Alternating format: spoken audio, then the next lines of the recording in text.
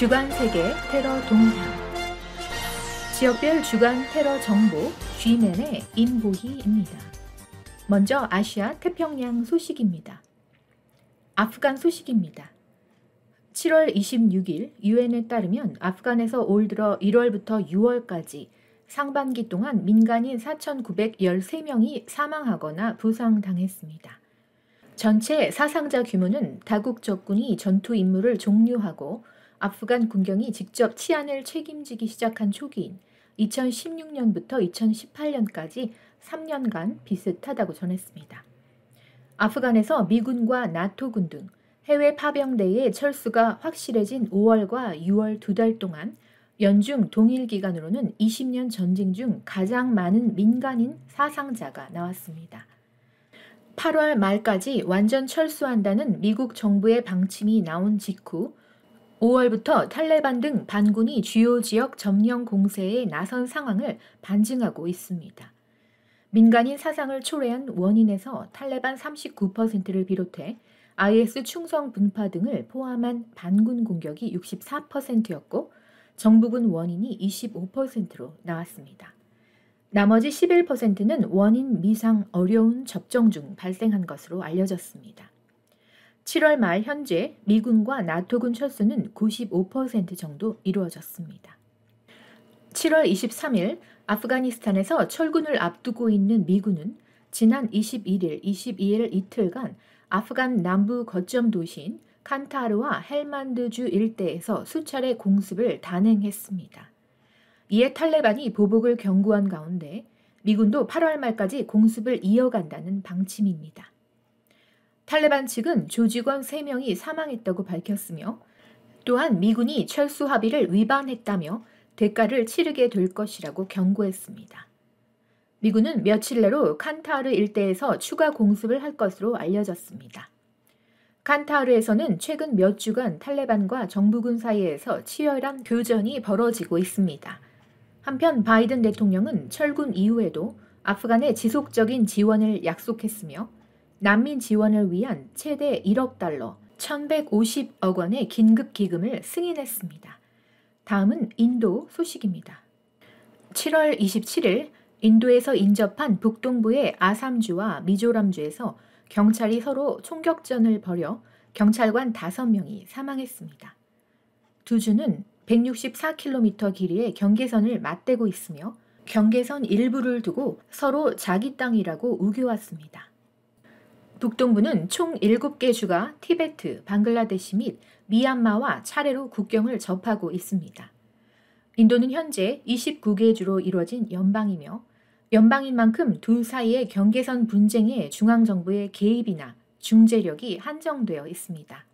아삼과 미조람 주 간 국경 분쟁은 1994년부터 표면화해 연방정부가 여러 차례 자제를 당부했으나 별다른 효과가 없었습니다.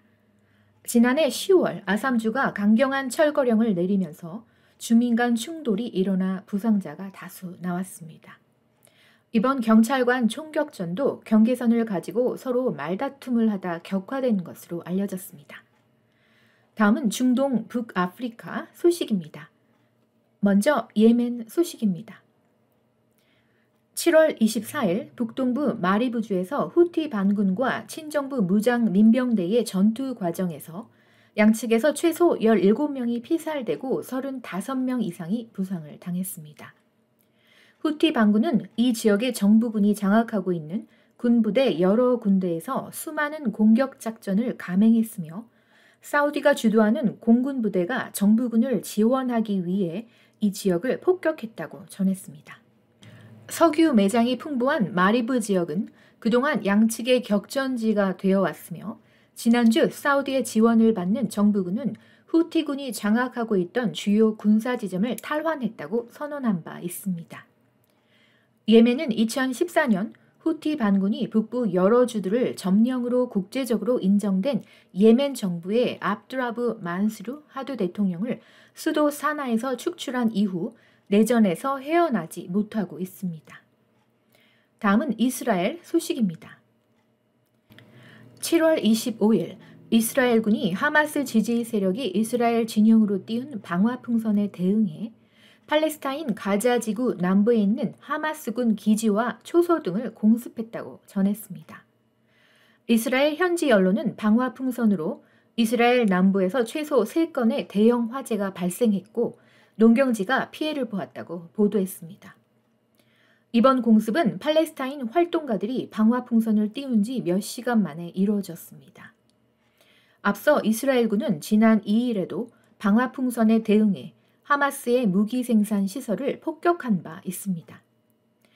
또 지난달 15일에도 방화 풍선으로 이스라엘 남부 지역에 20여 건의 화재가 발생하자 즉각 대응 폭격에 나섰습니다.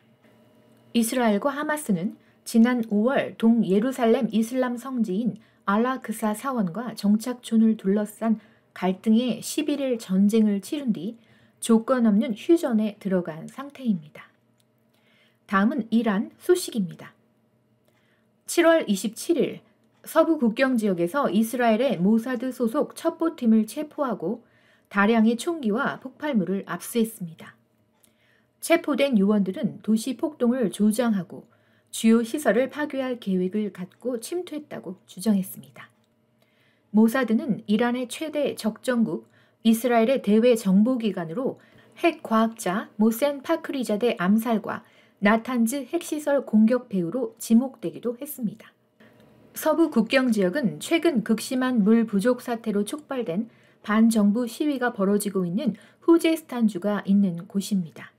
지난 15일부터 본격화된 후제스탄주 시위로 최소 4명의 시민이 목숨을 잃은 것으로 집계됐습니다.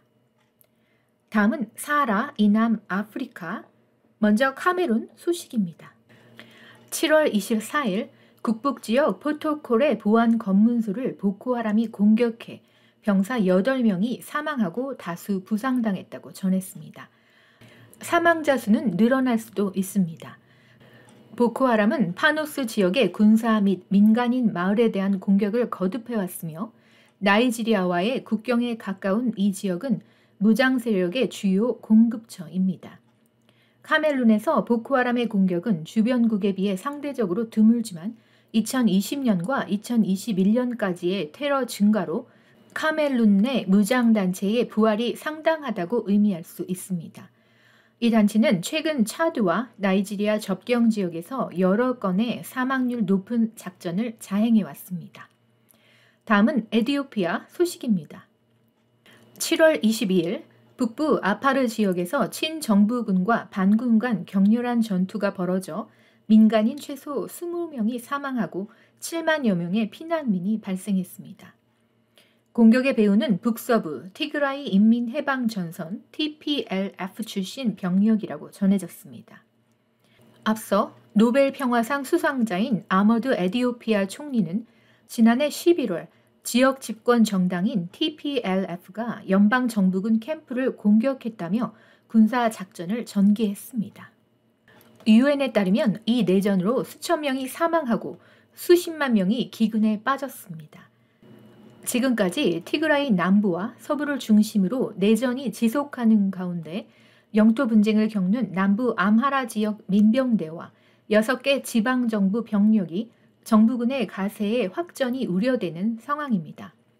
반군은 아파르 지역을 침입해 죄 없는 목축 농가를 공격했으며 아파르를 복속하려고 예상하고 있습니다.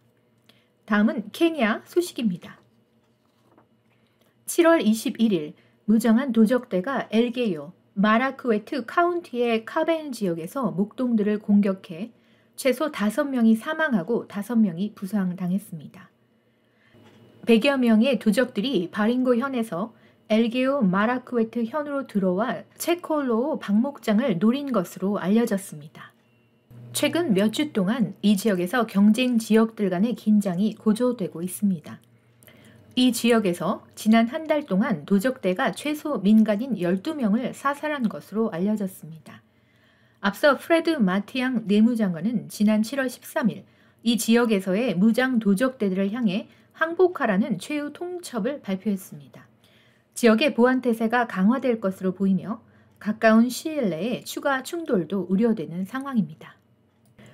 다음은 아메리카, 먼저 콜롬비아 소식입니다. 7월 22일 콜롬비아가 지난달 발생한 대통령 헬기 총격과 군부대 차량 폭탄 테러의 배후로 이에 최대 반군 콜롬비아 무장혁명군 FARC 잔당을 지목하며 용의자 10명을 체포했다고 밝혔습니다. 지난달 25일 베네수엘라의 국경 인근 쿠쿠타에서 두케 대통령이 탄 헬리콥터가 총격을 받았습니다. 이에 앞서 지난달 15일에는 쿠쿠타 군부대에서 차량 폭탄 테러가 발생해 44명이 다쳤습니다. 콜롬비아 최대 반군이던 FARC는 지난 2016년 정부와의 평화협정 이후 해체됐으나 일부는 무장 해체를 거부한 채 마약 밀매 등의 범죄를 이어가고 있습니다. 이날 콜롬비아 정부는 체포된 용의자들이 FARC 잔당으로 이뤄진 3.3 전선의 조직원이며 이들이 베네수엘라에 있는 존 메차스라는 우두머리의 지시를 받고 범행을 저질렀다고 말했습니다. 몰라노 국무장관은 마두로 정권이 계속 테러리스트들에게 거처를 제공해서 그들이 베네수엘라에서 우리 정부기관을 상대로 한 범행을 계획했다며 국제사회가 숙고해야 할 부분이라고 전했습니다. 다음은 미국 소식입니다. 7월 25일 캘리포니아주 컨 카운티의 도시 와스코에서 총격 사건이 발생해 경찰 특수기동대 SWAT 소속 보안관 1명 등 5명이 사망했습니다. 주택에서 총격이 발생했다는 신고를 받고 현장으로 간 보안관들은 주택 내부로부터 총격을 받자 특수기동대에 출동을 요청한 것으로 전해졌습니다. 특수기동대는 주택에 접근을 시도했으나 필립 캠파스 등 2명의 소속 보안관이 총에 맞았고 다른 2명의 보안관이 파편에 다쳤습니다. 특수기동대는 지붕 위로 올라간 용의자 남성과 총격전을 벌이다 용의자를 사살했습니다. 집안에는 42세 여성과 24세, 17세 남성 등 3명이 숨져 있었습니다. 수사 당국은 사건이 가정폭력 문제에서 비롯된 것으로 추정된다고 밝혔습니다. 다음은 유럽 러시아 소식입니다. 7월 20일 EU 이사회는 PKK, 즉 크루드 노동자와 DHKPC, 인민혁명 해방군 등 21개 무장단체와 개인 14명에 대한 6개월 제재를 연장했습니다. 또한 관련자 및 단체 대상 자금 제공 금지와 금융자산 동결 제재 등도 포함하였다고 전했습니다. 다음은 영국 소식입니다. 영국 경찰은 올해 4월까지 테러 혐의로 체포된 18세 이하 청소년 21명 중 약 70%에 해당하는 15명이 극우 극단주의와 관련이 있다고 발표했습니다. 나머지 6명은 과격 이슬람주의자들과 연관되어 있다고 발표했습니다. 극우 테러로 검거된 24세 이하 혐의자들도 통계상으로 급증한 것으로 보이며 2015년 20%에서 2021년 현재 60% 증가한 상태입니다. 지금까지 주간 세계 테러 동향 G맨의 인보였습니다. 다음 한 주간도 평안하세요.